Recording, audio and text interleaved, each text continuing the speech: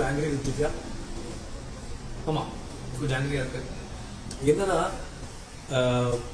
எனக்கு சிஸ்டர்ஸ் யாருமே கிடையாது. ஸோ ஒரு 2 சிஸ்டர் தான் திவ்யா நான் பார்த்துக்கிட்டேன். ஆனால் வந்து திவ்யாவோட கேம் பார்த்ததுக்கு ப்ரொஃபைல் எபிசோட் பார்த்தோம்னா திவ்யா வந்து ஒருவேளை ஒரு பிரதர் கார்டு எடுத்துக்கிட்டு பார்வதி மாதிரி ஒரு கேம் யூஸ் பண்ணிக்கிட்டு என்னை யூஸ் பண்ணிக்கிட்டேங்களோன்ற எனக்கு ஒரு சின்ன டவுட் ஆசோசியேஷன் இருக்குது. ஒன்றும் தெரியல. கோவம் இருக்குது, கண்டிப்பாக கோவம் இல்லாமலாம் கிடையாது. பட் என்னோட கோவம் வேறு கோவம். ஸோ வணக்கம் மக்களே. என்ன மக்களே கேள்விப்பட்டிலா? ஃபேமிலி ரவுண்ட்ல பிரஜன் வீட்டுக்குள்ள போயிட்டு திவ்யா வச்சு செய்ய போறாராம் ப்ரோ. நான் கூட பயந்துட்டே இருந்தேன் ப்ரோ. சாண்ட்ரா மட்டும் தான் கோளாரா இருப்பாங்க போல, பிரஜன் கொஞ்சம் தெளிவா இருப்பாரு போலன்னு சொல்லிட்டு பயந்துட்டே இருந்தேன். நல்ல வேலை பிரஜன் வந்து இன்னைக்கு அவர் காமிச்சிட்டார். நான் வந்து சாண்ட்ரா விட கோளாரா அப்படின்னு சொல்லிட்டு இன்னைக்கு காமிச்சிட்டாரு. ஆக்சுவலா இன்னைக்கு ஒரு லைவ் வந்திருப்பாரு போல. அந்த லைவ்ல திவ்யாவை பத்தி ஏகப்பட்ட விஷயங்கள் சொல்லியிருக்காரு. அவருக்கான கேமை பத்தி பேசியிருக்காரு, சாண்ட்ராக்கான கேமை பத்தி பேசியிருக்காரு. அதை பார்த்தோன்னே தான் நான் முடிவு பண்ணேன், ரைட்டு சாண்ட்ராவை விட கோளாறான ஆள் தான் நம்ம பிரஜன் சொல்லி தெரிஞ்சு போச்சு. ஏன்னா சாண்ட்ரா பிரஜன் இவங்க 2 பேருக்கு ஒரு பிரச்சனை இருக்கு ப்ரோ. இவங்க 2 பேருமே அவங்கள வந்து மெயின் கேரக்டரா நினைச்சிட்டு இருக்காங்க. இந்த வீட்டுக்குள்ள இருக்கும் போதும் சரி, இந்த வீட்டை விட்டு வெளியே போனப்பறம் சரி, அவங்க தான் மெயின் கேரக்டர். அவங்கள வச்சு தான் நிறைய பேர் கேம் ஆடிட்டு இருக்க மாதிரி நினைச்சிட்டு இருக்காங்க. அந்த வகையில ஃபேமிலி ரவுண்ட்ல வீட்டுக்குள்ள வந்து பிரஜன் வந்து திவ்யா ஒரு சில சம்பவங்கள் பண்ண போறதா சொல்லிட்டு இருக்காப்ல. அது மட்டும் இல்லாம சாண்ட்ராக்கு ஒரு சில அட்வைஸ் எல்லாம் கொடுக்க போறதா சொல்லிட்டு இருக்காப்ல. அதை பார்க்கும்போது எனக்கு சிரிப்பா தான் இருக்கு. ஏன்னா ஆல்ரெடி வீட்டுக்குள்ள உட்காந்து பொண்டாட்டி வந்து திவ்யாவுக்கு நல்ல ஓட்டுகள் வாங்கி கொடுத்துட்டு இருக்காங்க. ஏன்னா தேவையில்லாத வேலையை பார்த்துட்டு இருக்காங்க. இப்ப பிரச்சனை வெளியே உட்காந்து தேவையில்லாத வேலையை பார்த்து திவ்யாவுக்கு ஓட்டு வாங்கி கொடுத்துட்டு இருக்காங்க. இப்ப பேசுறதுல வந்து ஏதாச்சும் நியாயம் இருந்தாச்சும் மக்கள் வந்து ஓகேன்னு சொல்லி சப்போர்ட் பண்ணுவாங்க ப்ரோ. இவங்க 2 பேர் பேசுறதுல நியாயமே இல்லை. ஏன்னா வீட்டுக்குள்ள உட்காந்து பொண்டாட்டி என்ன சொல்றாங்க, திவ்யா வந்து என்ன டார்கெட் பண்றா, திவ்யா வந்து என்ன அழிக்க ட்ரை பண்றா, திவ்யாவால தான் என் புருஷன் பிரஜன் வெளியே போயிட்டான்னு சொல்லிட்டு உட்காந்து புலம்பிட்டு இருக்காங்க. வெளியே போன பிரஜன் என்ன சொல்றாரு, எனக்கும் திவ்யா மேல நிறைய மனக்கசப்பு இருக்கு பார்த்துக்கோங்க. திவ்யா வந்து ஏதோ ஒரு இடத்துல என்ன யூஸ் பண்ணிட்டான்னு நினைக்கிறேன், பிரதர் கார்டு வந்து தூக்கிட்டான்னு நினைக்கிறேன். அது எனக்கு கொஞ்சம் கஷ்டமா இருக்கு. அவகிட்ட நான் ஒரு சில விஷயங்கள் பேசணும், அவளை எங்களை வச்சு கொஞ்சம் கேம் ஆடிட்டான்னு சொல்லிட்டு வெளியே போய் பிரச்சனை பேசிட்டு இருக்காரு. அதெல்லாம் பார்க்கவே எனக்கு சத்தியமா சிரிப்பு தான் ப்ரோ இருக்கு. வேகமா உள்ள வாங்க, உள்ள வந்து என்ன நடவடிக்கை எடுக்கணுமோ அந்த நடவடிக்கை எடுங்க. ஏன்னா நீங்க எல்லாம் அந்த நடவடிக்கை எடுத்தாதான் டக்குன்னு வந்து திவ்யாவுக்கு கொஞ்சம் ஓட்டுகள் வரும். நீங்க தற்கொலை மாதிரி பேசுவீங்க ஏதாச்சும், அதை வச்சு மக்கள் வந்து டக்குன்னு ஓட்டு போட ஆரம்பிப்பாங்க. கண்டிப்பா ஃபேமிலி ரவுண்ட்ல உள்ள வந்துருங்க, சரியா? வராம எதுவும் இருந்துடாதீங்க. வேற ஏதாச்சும் வேலை இருந்துச்சுன்னு சொல்லிட்டு வராம மட்டும் பேராயிங்க. கண்டிப்பா வந்துருங்க. அந்த வகையில இன்னைக்கு சாயங்காலம் கூட நம்ம திவ்யா அவர்கள் கேமரா முன்னாடி போயிட்டு ஒரு சில விஷயங்களை சொல்லி ஃபீல் பண்ணிட்டு இருந்தாங்க. சாண்ட்ரா பத்தி தான் சொல்லி ஃபீல் பண்ணிட்டு இருந்தாங்க. ஏன்னா உங்களுக்கே தெரியும் ப்ரோ, இந்த வீட்டுக்குள்ள இவங்க எல்லாம் ஒயில்ட் கார்டா ஒன்னா தான் வந்தாங்க. 4 பேர் வந்து அந்த ஒயில்ட் கார்டுல இந்த 3 பேர் எப்பவுமே ஒன்னா தான் சுத்திட்டு இருப்பாங்க.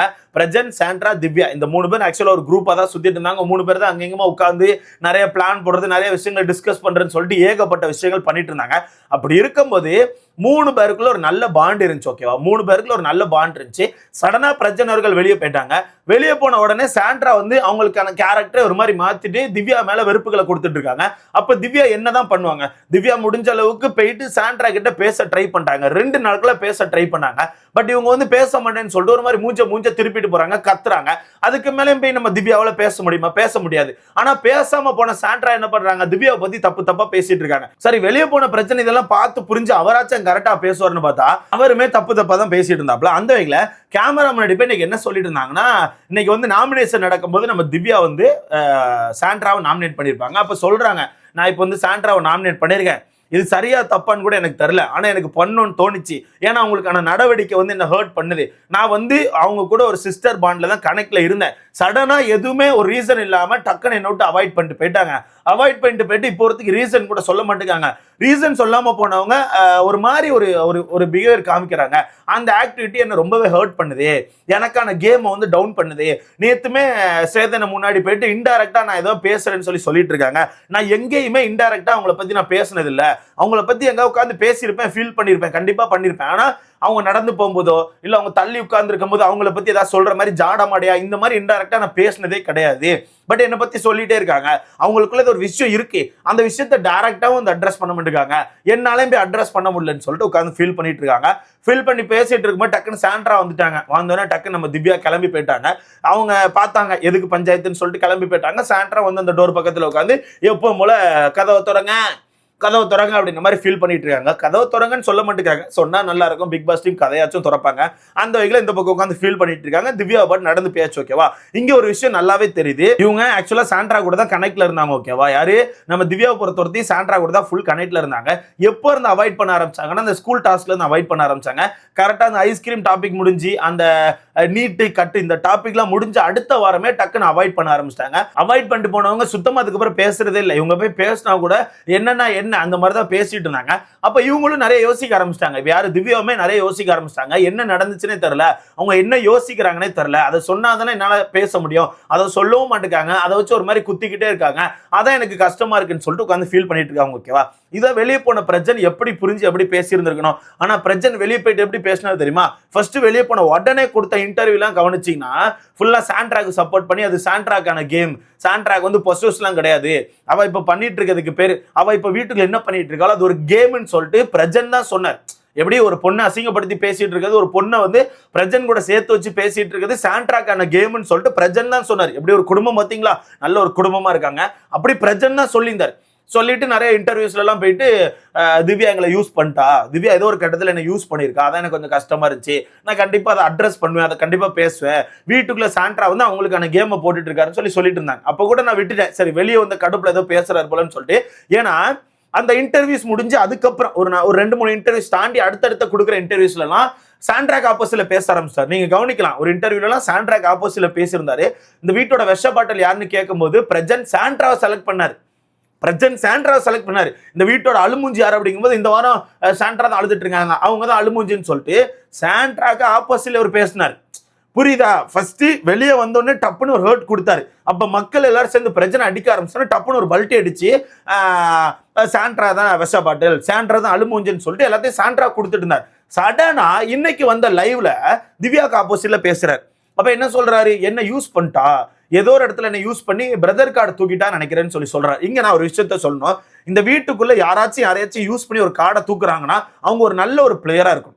ஓகேவா, அவங்க வந்து ஒரு நல்ல ஒரு பிளேயரா இருக்கணும், அவங்களுக்கு பயங்கரமான ஓட்டுகள் இருக்கணும், அப்பன்னா அவங்களை யூஸ் பண்றாங்கன்னு சொல்லலாம். நீர் என்னத்தை கிழிச்சிருன்னு சொல்லிட்டு உங்களை யூஸ் பண்ணுவாங்க, நீர் என்னத்தை கிழிச்சிருன்னு சொல்லிட்டு உங்களை யூஸ் பண்ண முடியும். நீரே வந்த 2 வாரம் வீட்டுக்குள்ள சும்மா ரவுடிசம் பண்ணிட்டு சுத்தினீரி, பேப்பர் ரவுடிசம் மாதிரி வந்தா மோதிருவேன் அடிச்சு பறக்கொடுறேன், நான் அந்த காலத்துல அந்த மாதிரி ஆளுன்னு சொல்லிட்டு சும்மா கத்திட்டு சுத்தினீரி. சேதனை கிட்ட கத்துனீங்க, அப்புறம் சேதனை கூட்டி கார்ல வச்சு கும்பினாருன்னு நினைக்கிறேன். அடுத்த வாரம் சத்தமே இல்லை, அடுத்த வாரத்தை பொறுத்த வரைக்கும் அமைதியா அப்படியே சுத்திட்டு இருந்தீங்க.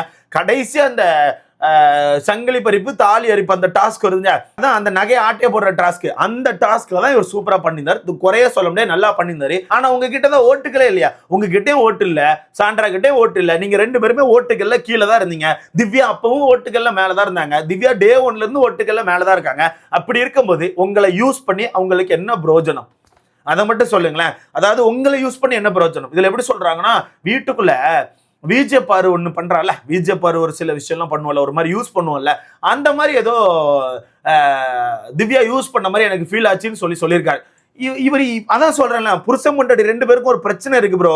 இவங்க 2 பேருமே இவங்களை வந்து மெயின் கேரக்டர் நினைச்சிட்டு இருக்காங்க. இந்த வீட்டோட மெயின் கேரக்டர் யாரு, சாண்ட்ரா பிரஜன், அப்படியா? இல்லங்க, கிடையவே கிடையாது. உங்க 2 பேரும் அட்டாக் பண்ணா உங்களுக்கு எதுவும் கிடைக்க போறது இல்ல, உங்க 2 பேரும் கூட கண்டென்ட் பண்ணா எதுவும் கிடைக்க போறது இல்லை. ஏன்னா நீங்க மெயின் கேரக்டர் கிடையாது, உங்ககிட்ட ஓட்டுகள் கிடையாது. அப்படி ஏதாவது இருந்தாதான் உங்களை அட்டாக் பண்ணா உங்களுக்கு பிரயோஜனம். அப்படி இருக்கும்போது உங்களை யூஸ் பண்றதுன்னா என்ன யூஸ் பண்றது, நீங்க ஏதாச்சும் டாஸ்க் பயங்கரமா ஆடினா உங்க கூட சேர்ந்து ஆடும்போது யூஸ் பண்ணுன்னு சொல்லலாம். அந்த சங்கிலி பறிப்பு டாஸ்க்லயுமே நீங்க ஒரு நாள் தூங்காம இருந்தீங்க, அவங்க ஒரு நாள் தூங்காம இருந்தாங்க, 2 பேரும் சேர்ந்து ஒரு நாள் தூங்காம இருந்தீங்க, எல்லாம் சமமா தானே போச்சு. அங்க எங்க உங்களை யூஸ் பண்ணாங்க? சரி ஓகே, வீட்டுக்குள்ள உங்களுக்கான பேரை சொல்லி எங்காச்சும் அவங்க தப்பிச்சிருக்காங்களா? ஆதி அண்ணா தம்பிடா, 2 வடை வைடா, அந்த மாதிரி பிரஜன் அண்ணா தங்கச்சிடா, என்கிட்ட யாரும் கேட்க கூடாது, இந்த மாதிரி ஏதாவது பேசினாங்களா? இல்ல இந்த மாதிரி பேசின வீட்டுக்குள்ள யாராவது பயப்படுவாங்களா? பிரதர் கார்டு தூக்குறதுனா என்னங்க ஆக்சுவலா, என்ன புதுசா இவரு கார்டு கண்டுபிடிச்சிட்டு இருக்காரு. ஆல்ரெடி வீட்டுக்குள்ள வந்து ஆதிரை வந்து மென் கார்டுன்னு ஒண்ணு கண்டுபிடிச்சு வச்சிருக்காங்க, இவரு புதுசா பிரதர் கார்டுன்னு ஒண்ணு கண்டுபிடிச்சு வச்சிருக்காங்க. யாருங்க இவங்கெல்லாம், எங்க இருந்துங்க வந்திருக்காங்க? இதுல தன்னோட பொண்டாட்டி ஆடுற கேமர் ரொம்ப பெருமையா பேசுறாரு. இன்னைக்கு கூட சாண்ட்ராக்கு ஒரு ப்ரமோ வந்திருக்கு, சாண்ட்ரா அவங்களுக்கு அந்த கேமை போட்டுட்டு இருக்காங்க. சாண்ட்ரா அவங்களுக்கு அவங்க என்ன கேமை போடுற உங்களுக்கு தோணுது, நான் வீட்டுக்கு போயிட்டு உங்களுக்கு ஒரு சில விஷயங்கள் சொல்ல வேண்டியிருக்கு, நான் அதை கண்டிப்பா சொல்லுவேன். ஆனா திவ்யாவும் அட்ரஸ் பண்ணுவேன், கண்டிப்பா நான் திவ்யா அட்ரஸ் பண்ண வேண்டியிருக்கு அப்படிங்க. நீ வானே வந்து நீ அட்ரஸ் பண்ண, நீ என்ன அட்ரஸ் பண்ண நான் பார்க்கணும், நீ என்ன அட்ரஸ் பண்ற, என்ன விஷயத்த பேசுற நான் பார்க்கணும். ஏன்னா திரும்ப வந்து செருப்படி வாங்க போறது நீதான். ஆல்ரெடி வீட்டுக்குள்ள சாண்ட்ரா பண்ற விஷயத்துக்கு உங்களே சேர்த்து போட்டு தான் அடிச்சிட்டு இருக்காங்க. ஏன்னா சாண்ட்ரா சும்மா இல்லாம என் புருஷன் நாங்க அப்படி நாங்க இப்படின்னு சொல்லி பேசிட்டு இருக்காங்க. அதுக்கு உங்களையும் சேர்த்து போட்டு தான் அடிச்சிட்டு இருக்காங்க. ஆல்ரெடி சாண்ட்ரா சொல்லியிருக்காங்க வாய்ப்புகள் கிடைக்கல, பட வாய்ப்புகள் வேணும், அதுக்காக தான் வந்திருக்குன்னு சொல்லிட்டு நீங்க திரும்பிய வீட்டுக்குள்ள வந்து திரும்ப நீங்களே உங்களை நெகட்டிவ் ஆக்கிக்க போறீங்கன்னா அது உங்களுக்கான விருப்பம், தப்புகள் கிடையாது. மக்கள் எல்லாத்தையும் பார்த்துட்டு இருக்காங்க, மக்கள் எல்லாத்தையும் ரொம்ப உத்து நோக்கி பார்த்துட்டு இருக்காங்க. ஸோ நான் மக்கள் கிட்டே கேட்கிறேன், மக்களே எங்கேயாச்சும் பிரஜனை யூஸ் பண்ணி திவ்யா மேல வந்தாங்களா? பிரஜனுக்கான பேரை யூஸ் பண்ணி பிரஜன் தங்கச்சிடா யாரும் என்ன தொடக்கூடாடா இந்த மாதிரி எங்கேயாச்சும் யூஸ் பண்ணி மேல வந்தாங்களா? இல்ல பிரஜன் அவர்கள் கூட சேர்ந்ததுனால வீட்டுக்குள்ள யாராச்சும் திவ்யாவை அட்டாக் பண்ணாம இருந்தாங்களா? இல்லையே, எல்லாமே நடந்துட்டு தானே இருந்து, எல்லா வகையான சண்டையும் போயிட்டு தானே இருந்துச்சு. அப்படியே பார்க்க போனாலும் கடைசியா சண்டை போட்டது, அப்படியே பார்க்க போனாலும் வீட்டுக்குள்ள கடைசியா ஒரு கண்டென்ட் கிரியேட் பண்ணிருப்பாங்களா? யாரும் நம்ம சாண்ட்ராவும் திவ்யாவும், அதுவுமே அவங்களா தானே அந்த ஜெயிலுக்கு போற கண்டென்ட்டை உருவாக்குனது. அதுல கூட பிரஜன் தான் வந்து ஒட்டிட்டு இருப்பாரு, அங்க எங்கேயுமே திவ்யா யாரையும் யூஸ் பண்ணிருக்க மாட்டாங்களே. மொத்தத்துல பிரஜன் சாண்ட்ரா இவங்க 2 பேருமே ஒரு டுலுலு லைஃப்ல இருக்காங்க. நாங்க மெயின் கேரக்டர் அப்படின்ற மாதிரி உள்ள இருக்காங்க. இதை பத்தி உங்களுக்கு கருத்துன்னு சொல்லிட்டு மறக்காம கமெண்ட்ல போடுங்க. சீக்கிரமா ஃபேமிலி ரவுண்ட் வைங்க, வெயிட் பண்றோம்.